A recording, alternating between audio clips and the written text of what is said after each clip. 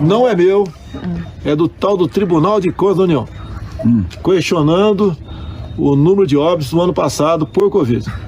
E ali o relatório final não é conclusivo, mas em torno de 50% dos óbitos por Covid no ano passado não foram por Covid, segundo o Tribunal de Contas da União. Após essa declaração dada na segunda-feira a apoiadores no cercadinho do Palácio da Alvorada, o presidente até se corrigiu.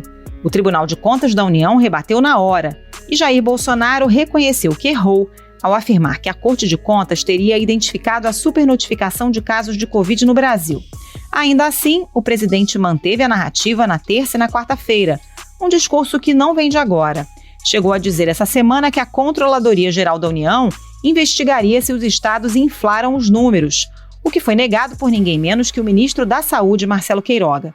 Porém, o TCU não abandonou o caso. Afinal, quem fez chegar ao sistema do tribunal um documento sem validade que parou nas mãos do presidente e que foi usado para minimizar o impacto da pandemia? O auditor do Tribunal de Contas da União, Alexandre Figueiredo Costa Silva Marques, foi afastado da supervisão da auditoria. Ele é o autor de uma análise individual que contestou o número de mortes por Covid. O TCU abriu um procedimento, uma investigação, para apurar a conduta deste servidor. Alexandre Marques não é um simples auditor do TCU. Em 2019, o presidente do BNDES, Gustavo Montesano, o indicou para uma diretoria no banco, que não se confirmou. Montesano é ligado aos filhos do presidente. E Alexandre é filho de Ricardo Silva Marques, que trabalha na gerência de inteligência da Petrobras. Detalhe: Ricardo já esteve em 2 audiências com o presidente no Palácio do Planalto. Coronel reformado do Exército, ele é da mesma turma de Jair Bolsonaro na Academia Militar das Agulhas Negras. Alexandre, seu filho, é oficial da Marinha e já teve a convocação aprovada pela CPI da Covid. O ministro Bruno Dantas, corregedor do tribunal, afirmou que se, por um lado, divulgar informações do tribunal de maneira não autorizada já representa infração disciplinar, ainda mais grave, isso precisará ser melhor apurado, é a manipulação da atividade fiscalizatória do TCU em razão de sentimento pessoal ou orientação política ou ideológica. De que forma esse documento, inserido indevidamente no sistema do TCU, foi parar nas mãos do presidente? Quais são os laços que aproximam o presidente da família do auditor, afastado por 60 dias e que poderá ser investigado também pela Polícia Federal? E por que, na verdade, existe sim chance de subnotificação e não de supernotificação de casos de Covid no Brasil? Esses são os temas do Ao Ponto desta quinta-feira. Eu sou o Roberto Maltic, estou com a Carolina Moran e nesse episódio conversamos com o repórter Leandro Prazeres e com o médico sanitarista Gonzalo Vecina, fundador da Anvisa e ex-secretário nacional de Vigilância Sanitária. Fique com a gente.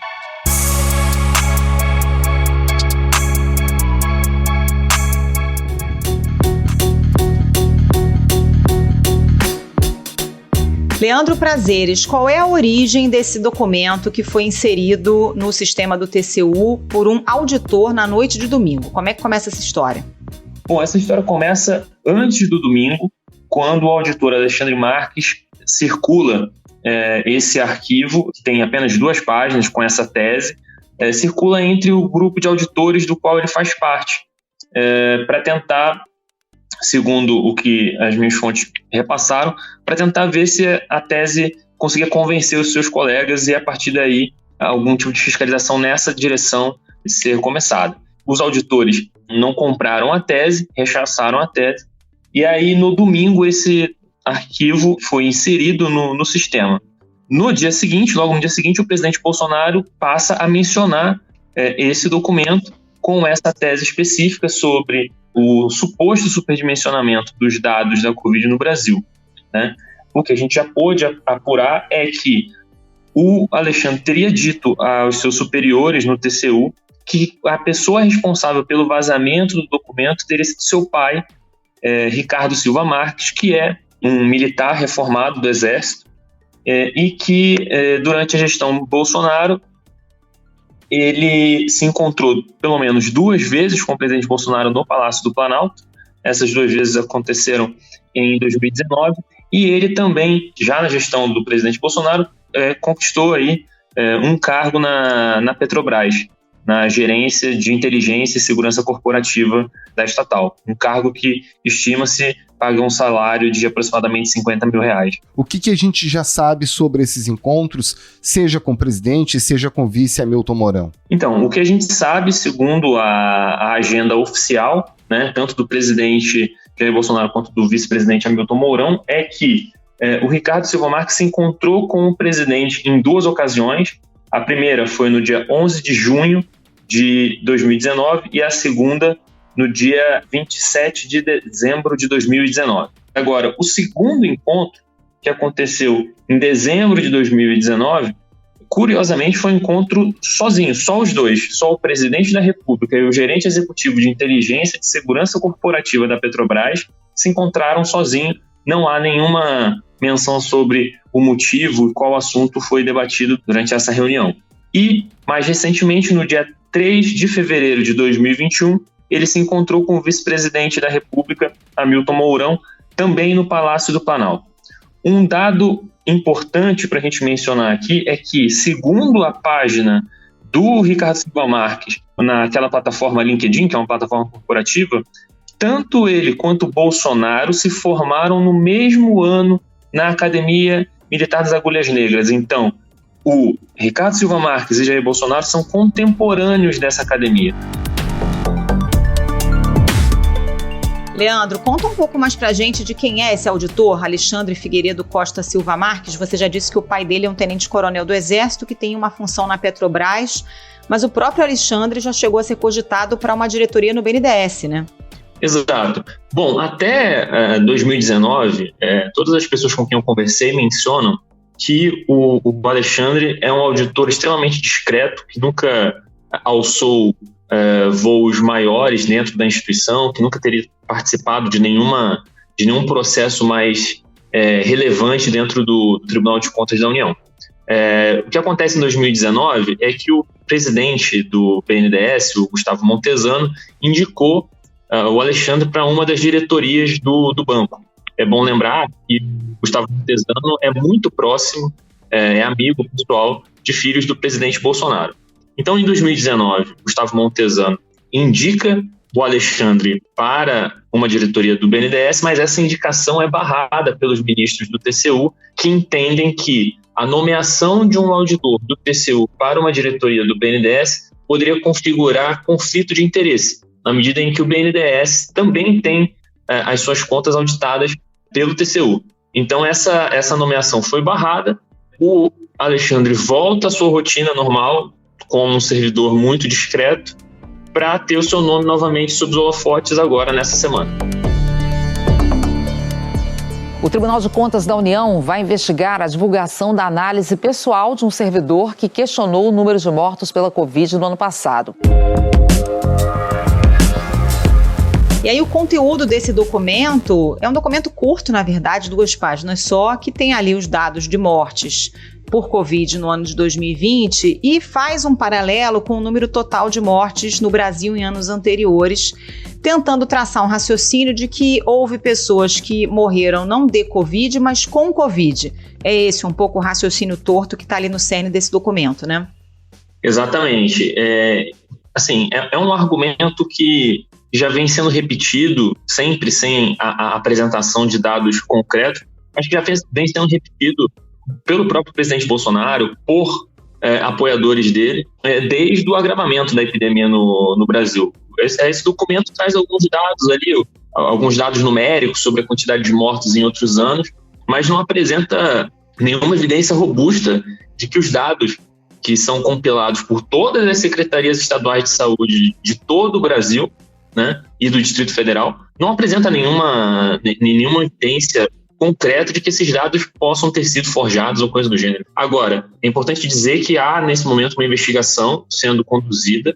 Nessa quarta-feira, a presidente do Tribunal de Contas da União, Ana Reis, instaurou um processo administrativo e disciplinar contra esse auditor para verificar exatamente em que circunstâncias esse documento foi inserido, qual a responsabilidade exata desse auditor nesse episódio.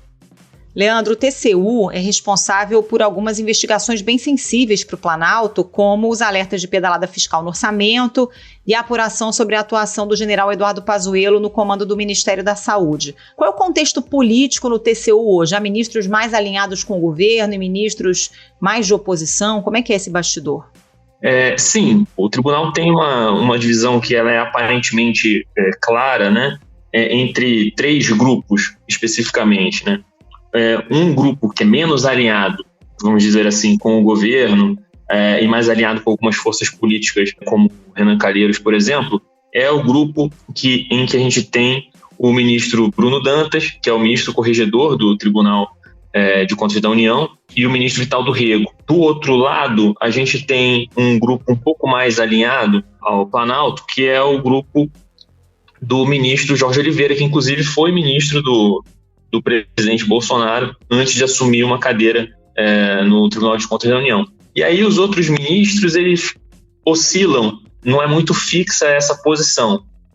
O grupo do ministro Bruno Dantas tem bastante influência dentro do tribunal, ele é considerado um quadro muito técnico, mas também ele tem interlocução com diversos setores políticos, mas também tem esse grupo, como eu mencionei, do Jorge Oliveira, que tenta apaziguar e que foi, inclusive, um dos ministros responsáveis por pedir vistas num processo em que o ex-ministro da Saúde, Eduardo Pazuello, poderia ter sido multado por irregularidades durante a sua passagem no Ministério da Saúde.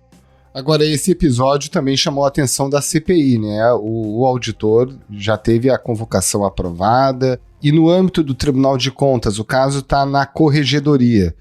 Existe a chance desse processo parar pelo caminho ou a tendência é ir para frente? A gente sabe que o Tribunal de Contas tem um histórico de não entrar muito em bola dividida. Sim, de fato, o Tribunal de Contas da União tem essa trajetória, mas nesse momento, talvez até pelo fato de o ministro corregedor ser o Bruno Dantas e o Bruno Dantas ser visto como um ministro não alinhado ao presidente Jair Bolsonaro, talvez as chances de a gente ver essa investigação não caminhar sejam pequenas, sobretudo por conta da velocidade em que a gente viu aí, desde o vazamento da identidade do auditor até a instauração de um processo, e agora ele está afastado preventivamente por 60 dias, então a perspectiva é de que isso vá caminhar de fato. Para além disso, também há a solicitação de que o caso seja investigado pela Polícia Federal. E aí, dessa forma, com o caso saindo totalmente, ganhando uma interlocução, uma interface junto à Polícia Federal, é mais uma forma desse caso não cair no esquecimento e não dar em nada. Claro, se ficar evidenciado realmente a responsabilidade e o dolo do auditor nesse episódio. Vocês devem ter visto na internet aí a quantidade de pessoas revoltadas que o parente não havia morrido de Covid e botavam na atestado de óbito Covid. Isso realmente, pelo que tudo indica, né, um forte indício de que tivemos as supernotificações no Brasil. Agora, Leandro, o presidente mantém a convicção dele, certamente que o Palácio do Planalto informa de onde extraiu esse dado que foi utilizado pelo presidente. O que o Palácio do Planalto ou a presidência afirmam sobre isso? Olha, é interessante a tua pergunta. O Palácio do Planalto não tem tido por tradição fornecer dados que corroborem as afirmações do presidente da República. No passado, logo no início da pandemia, quando o presidente deu uma declaração pública dizendo que os dados estavam inflados, eu mesmo entrei com um pedido via Lei de Acesso à Informação solicitando que o Planalto fornecesse as informações que embasassem essa afirmação. E a resposta que eu tive, oficial, na época, é de que não havia documentos arquivados no Palácio do Planalto, de posse do Palácio do Planalto, que corroborassem essa tese. Então, nesse momento, tudo que nós temos são as afirmações do presidente. Não há nenhum estudo, não há nenhum relatório, não há nenhum memorando que a gente tenha conhecimento que corroborem essa tese. Mas para além da lei de acesso que você utilizou em outro momento, agora em relação a esse caso específico, O que o Planalto fala sobre o dado utilizado pelo presidente, ou não fala nada? O presidente ele recuou, ele disse que quem fez o levantamento foi ele, né? Mas esse dado não foi apresentado, né? Ele apenas mencionou isso, mas não de forma oficial. Leandro Prazeres, muito obrigado mais uma vez pela sua participação aqui no Ao Ponto. Um abraço e bom trabalho. Valeu, Leandro. Até a próxima. Tá certo. Muito obrigado. Bom trabalho para vocês.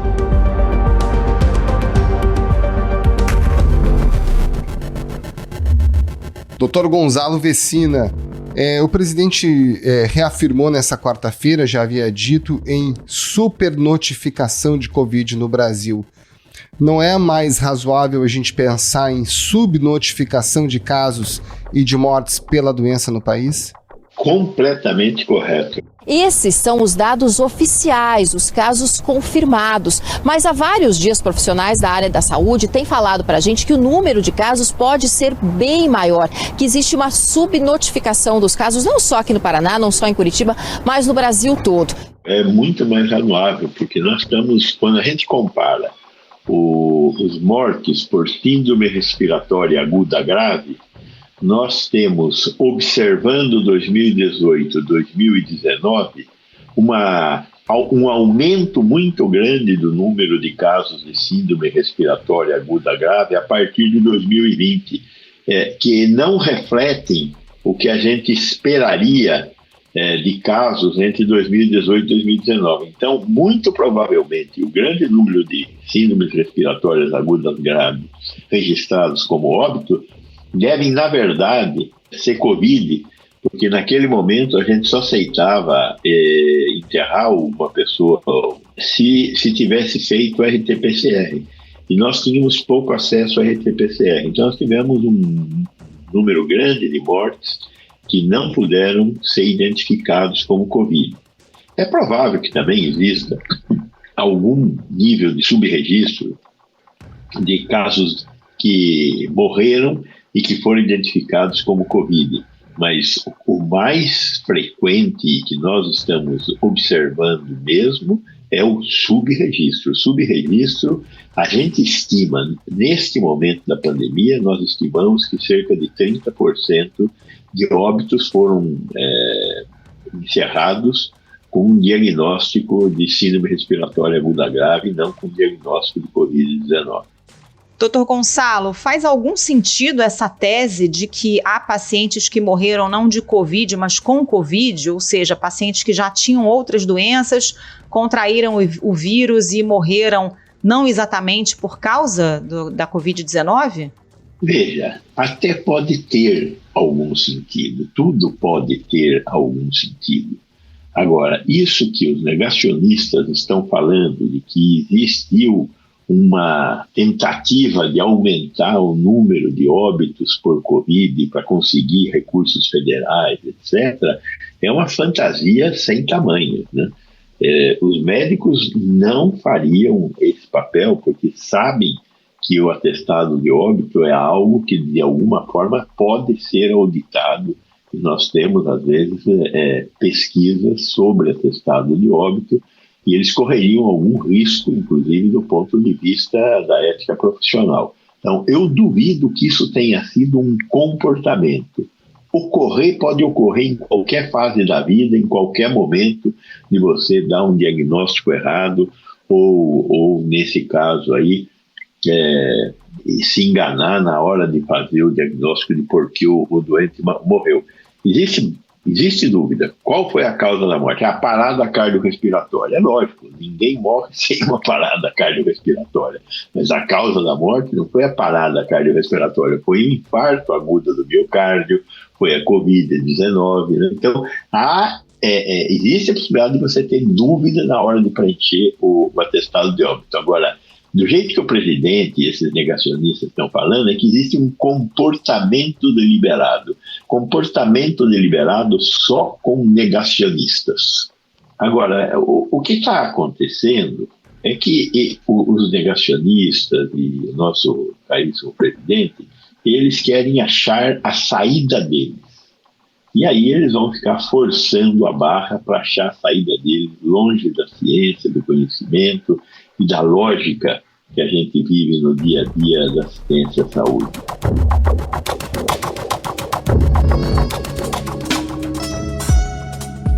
Como é que o senhor vê um episódio no qual um servidor público do Tribunal de Contas insere uma afirmação, um papel, um documento dentro do sistema do tribunal que acaba sendo utilizado poucos dias depois pelo presidente junto aos seus apoiadores no sentido de disseminar a informação de que, na verdade, morreu menos gente de Covid do que se afirma, do que inclusive o próprio Ministério da Saúde afirma como serem mortes de Covid?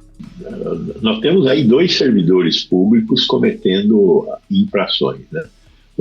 Tem um servidor público que nós contratamos como presidente que cometeu essa infração. Ele sabe o que ele está fazendo e ele deveria ser punido pelo que ele está fazendo. Isso é incúria administrativa e merece punição. O outro tem que ser processado e responder pelo ato que ele executou, né? Isso é prevaricação, não tem outro nome, isso é prevaricação. E é um crime previsto no direito administrativo brasileiro e eu espero que ele seja punido por esse crime. Ele não pode ficar impune, porque é responsável pelas informações que ele está passando num órgão com a importância do Tribunal de Contas. Então, é muito grave o que ele fez. Doutor Gonçalo Vecina, muito obrigada pela participação. Bom trabalho para o senhor. Muito obrigado, doutor. Um abraço. Obrigado.